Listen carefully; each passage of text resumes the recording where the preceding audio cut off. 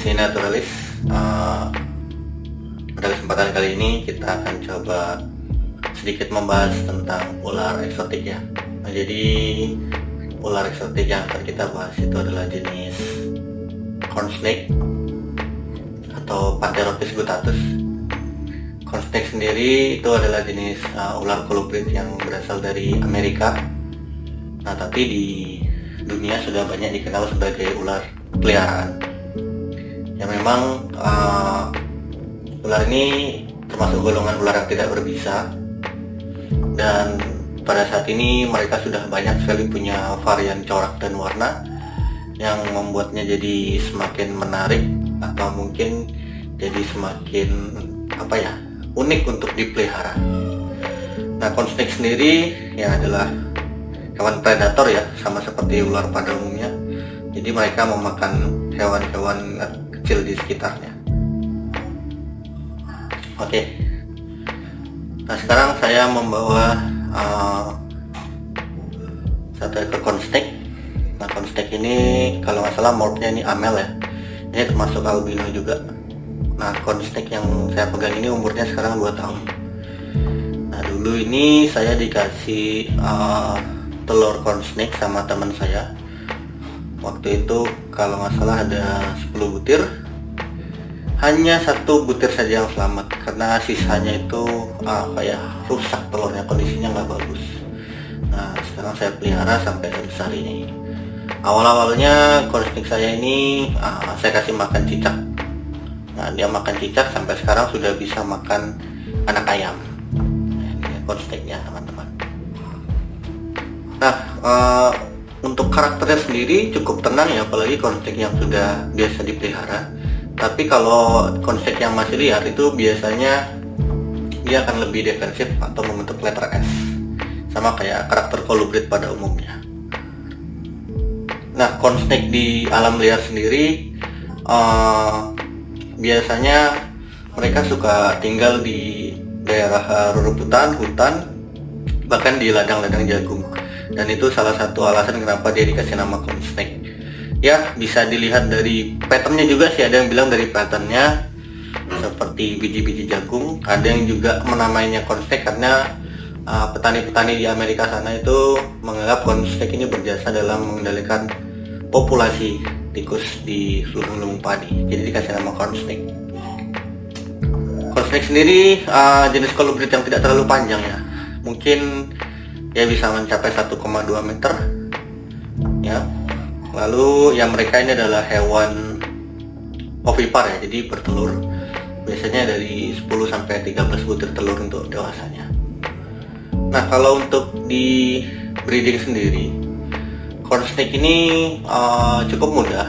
Untuk kolibrit sendiri biasanya sih bukan karena usia, tapi kalau semakin cepat besar ular itu, dia semakin cepat juga untuk kematangan seksualnya.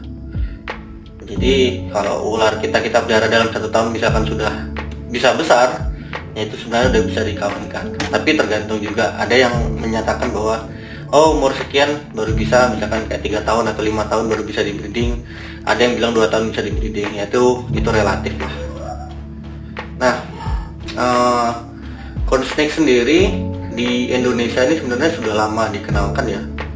Dulu mungkin harganya sangat mahal karena unik banget, ada kolibrit yang punya warna orange seperti ini. Lihat, cantik banget. Ini si corn snake ini saya kasih nama carrot ya, karena warnanya seperti wortel ya, lebih tepatnya. Nah, carrot ini adalah corn snake jantan ya, sudah saya sempat sexing sih pakai prober. Tuh lihat, saya suka tuh bagian bawahnya nih, kotak-kotak gitu. Apa penjatuh.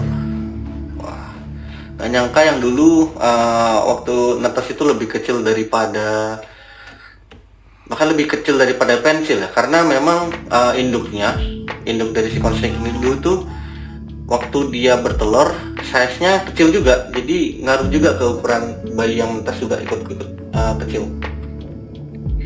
Ini dia corn snake.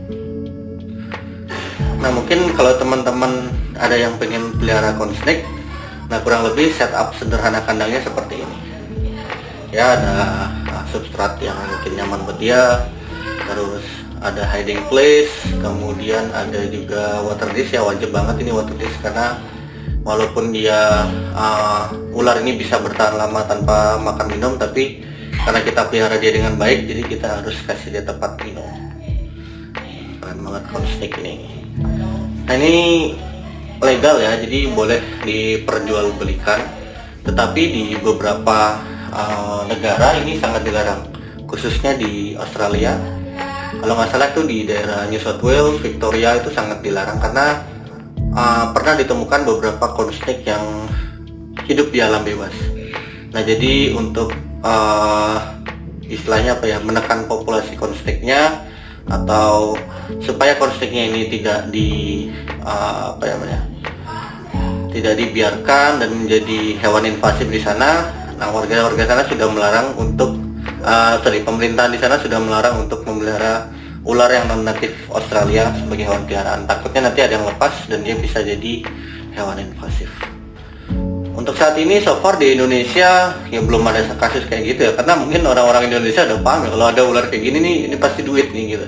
Jadi mereka nggak bakal langsung dibiarin liar, pasti langsung ditangkap. Kalau nggak gitu digeprek, dipukul sama warga. Karena ya tahu sendiri lah, warga Indonesia kalau ngeliat ular pasti bawahnya pengen dibunuh aja.